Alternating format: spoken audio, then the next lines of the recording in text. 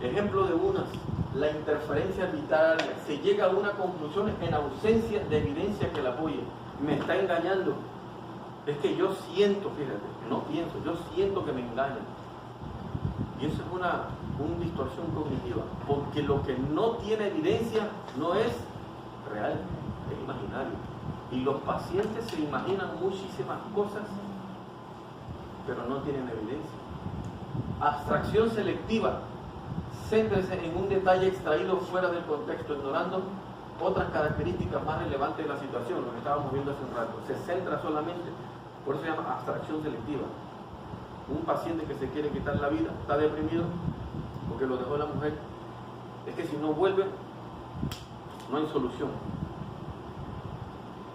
Maximización y minimización. Distorsión en la magnitud de una situación. Maximiza o minimiza la situación. Se murió mi papá, bueno, de modo, ¿qué le voy a hacer? Lo minimiza, y eso no es saludable. Lo maximiza. Se me perdió el teléfono, estoy deprimido, voy a ir al psiquiatra. Pensamiento absolutista y dicotómico, algo que se llama inflexibilidad. No eres flexible. Y la inflexibilidad es una psicopatología, perdón. Tríada cognitiva. Implica 3 patrones de visión idiosincrática del individuo, de sí mismo, el futuro y su experiencia. ¿Qué le vamos a evaluar entonces al paciente deprimido? La tríada cognitiva. ¿Cómo se evalúa? Oiga, señor Fernández, cuénteme usted, ¿qué piensa de usted ahora, en este momento? ¿Qué piensa de usted? Paciente deprimido.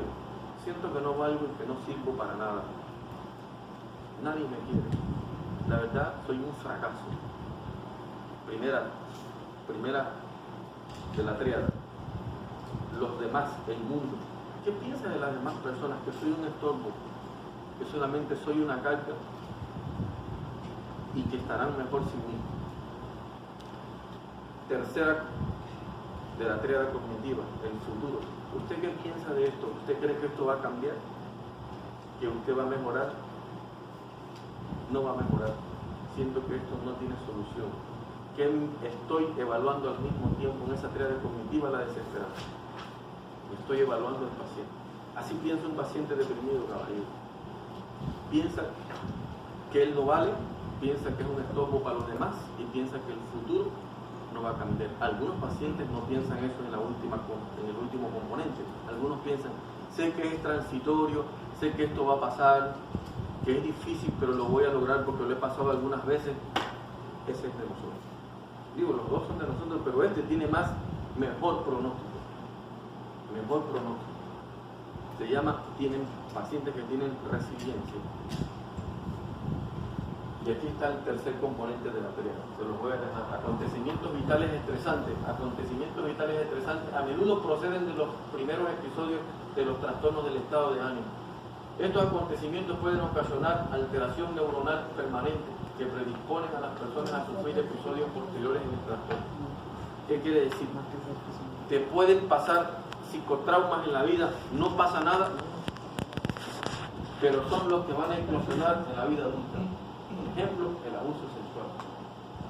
Fue en la infancia y la mayoría de los sujetos que fueron abusados sexualmente cuando son adultos eclosionan un trastorno de la personalidad o un trastorno mental como la depresión y la ansiedad. La pérdida de uno de los padres antes de los 11 años es el acontecimiento vital que más veces se asocia a la aparición de la depresión.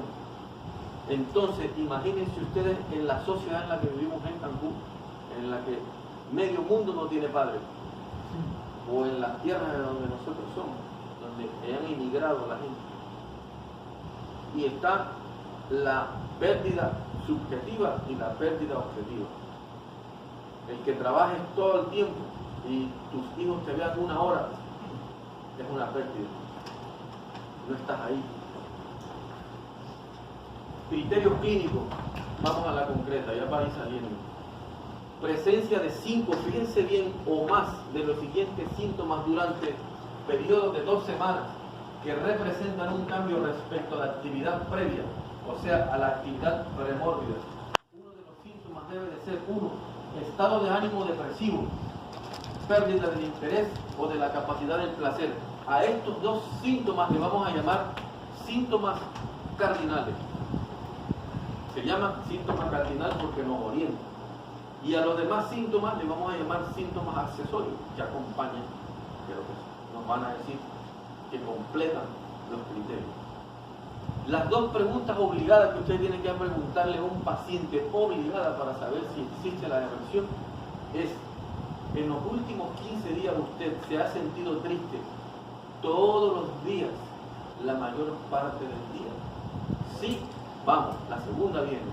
En los últimos 15 días usted ha perdido el interés del placer, por lo que antes le gustaba salir con la familia, comer, correr, ir a la escuela. Durante 15 días, todo el día, la mayor parte del día, sí, va. Entonces, si esos dos criterios se cumplen, tengo que seguir explorando los otros 7. Si no se cumplen, no es depresión, señores. No es depresión. Oye, sí, pero algunos días estoy triste, pero otros días me recupero. No es depresión, es una depresión leve, eso no es tan grave. Estamos hablando de depresión moderada grave. Pero para entrar, lo que se explora es eso. Estos dos síntomas cardinales. Si cumple con esos dos síntomas cardinales, nos vamos. Estado de ánimo depresivo la mayor parte del día, casi todos los días, como lo indica el propio sujeto. Se siente triste, vacío. O la observación realizada por otros, por ejemplo, lo observan que llora. En niños y adolescentes el estado de ánimo, ¿cómo es? Irritable y de mal comportamiento. Si llega a la escuela, tiene 6, 7 años, a ver, se las voy a poner para ver qué tanto le van ya a ustedes a esta altura. ¿A qué edad se diagnostica el TDA?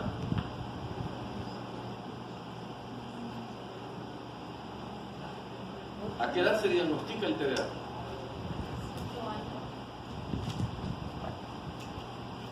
Que lean las guías de práctica clínica del trastorno por déficit de atención y hiperactividad y les van a encontrar que el TDA se diagnostica a partir de los 6 años.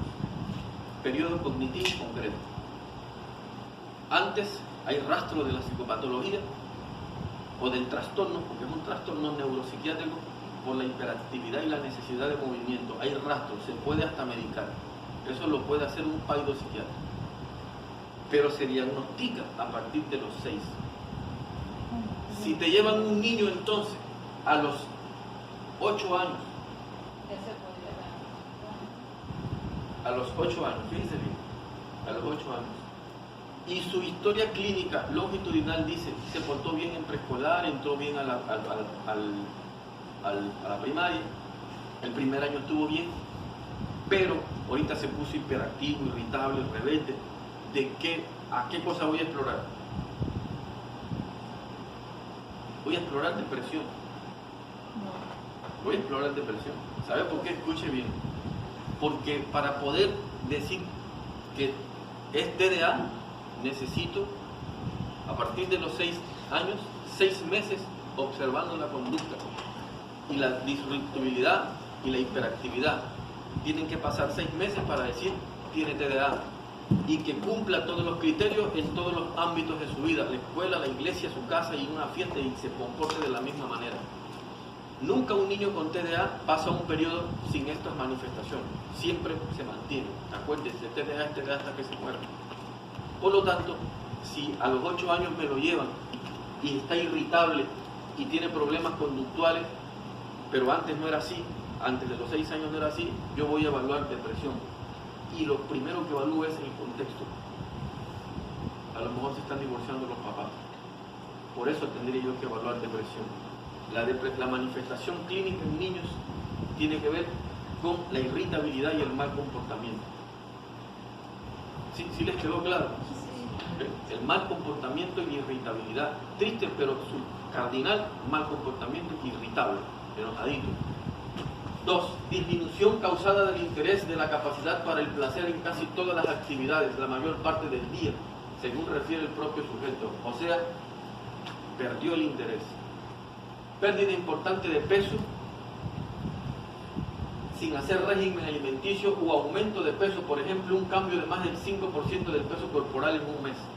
Hay pacientes que en un mes pierden hasta 7 kilos de peso, ¿sí? O aumentan por la llamada por la comida emocional. Insomnio o hipersomnia casi cada día. Puede dormir mucho o puede dormir muy poco. Agitación o enlentecimiento psicomotor casi todos los días, observable por los demás o manera de inquietud y de estar enlentecido. Puede ser que se enlentezca o que esté con el síndrome de pierna inquieta, moviéndose de un lado a otro, porque tiene una cuestión mixta de ansiedad. Sentimiento de inutilidad, vaya, eso es importantísimo. El paciente se siente inútil y se autocritica, ¿sí? Que puede ser hasta delirante. Disminución de la capacidad para pensar. Y aquí grábense este ítem porque vamos a hablar de eso. Disminución de la capacidad para pensar. Quiere decir que si yo voy a darle un tratamiento psicológico a un paciente e inicio con intervenciones psicológicas, jamás lo voy a poder ayudar, señor. Porque él tiene una disminución de capacidad de pensar y de concentrarse. No va a estar analizando, no lo puede hacer, se le olvidan las cosas cuando tiene depresión grave. 9. Pensamientos recurrentes de muerte. No solo temor a la muerte, ideación suicida recurrente sin plan específico o tentativa. Y muchos pueden completar suicidio. Es el 9º ítem que tenemos que evaluar. ¿Cómo lo evaluamos? Tenemos al paciente enfrente y cuando vayamos a hablar del insomnio, le vamos a preguntar, oiga, ¿usted cómo está durmiendo? Y le dice, no, pues estoy durmiendo mal. Y te voy a hacer una pregunta. Y cuando tú no puedes dormir, ¿qué piensas? Y ahí sale. Y si no sale, le dice, ¿y no has tenido pensamientos malos? Y te va a regresar, es probable que pensamientos malos, como por ejemplo, no querer vivir. Pregúntaselo directo, o pensar que te quieres quitar la vida, no pasa nada, entonces lo puedes preguntar directo o implícito. ¿Directo es mejor? Sí, sí lo he tenido. Y entonces explora ideas suicidas, que eso lo vamos a aprender el próximo módulo. Cómo evaluar ideas suicidas y cuándo es de alto riesgo, cuándo no, quién es el que se va a matar, quién es el que no se va a matar. ¿Okay? Pero puedes entrar por el insomnio. Los otros criterios dicen, los síntomas no cumplen criterios para el episodio mixto. Los síntomas provocan malestar clínicamente significativo, deterioro social, laboral, disfunciones sexuales, etc. Y los síntomas no son debido a efectos fisiológicos directos de alguna sustancia, droga, medicamento o una enfermedad, por ejemplo, hipotiroidismo. El hipotiroidismo es un trastorno endocrino que genera trastornos de ansiedad y depresión. Por lo tanto, ya esos pacientes ya fueron al médico, ya revisó el médico y no hay nada, entonces es caso de psiquiatría. Si los síntomas no se explican mejor por la presencia de un duelo, ahí está lo que decía la psicóloga, los síntomas no se explican mejor por la presencia de un duelo, por ejemplo, después de la pérdida de un ser querido, los síntomas persisten durante más de 2 meses, o se caracterizan por una acusada incapacidad funcional, preocupación mórbida de volatilidad, idea suicida, síntomas psicóticos o enlentecimiento psicomotor. La diferencia entre duelo y depresión, ¿cuál es? Pues que el duelo se trasciende, la depresión podría permanecer. Cursa con ciertos criterios, pero ahí va la diferencia que ustedes deben de tener esa figura. Los pacientes con depresión moderada grave se autocritican, ¿sí? Tienen un concepto negativo de ellos, ¿sí? Son negativos y se autocritican.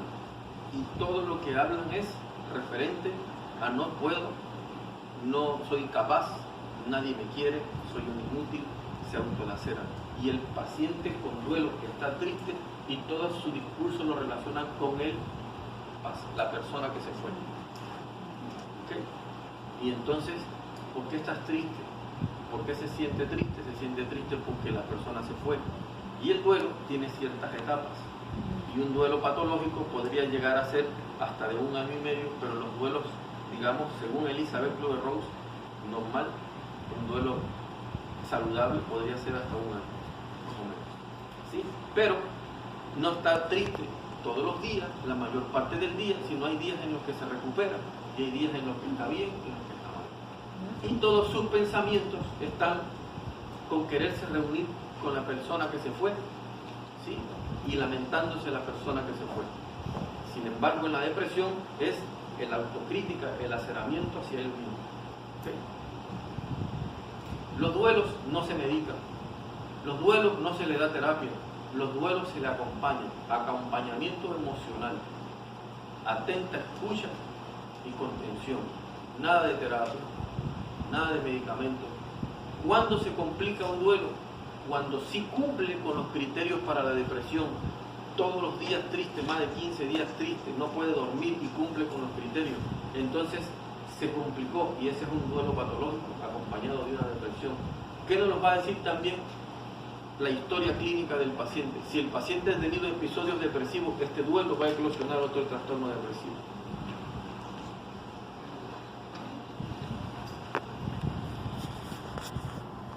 Preguntas. Vamos a ver un video ahorita al terminar. Preguntas.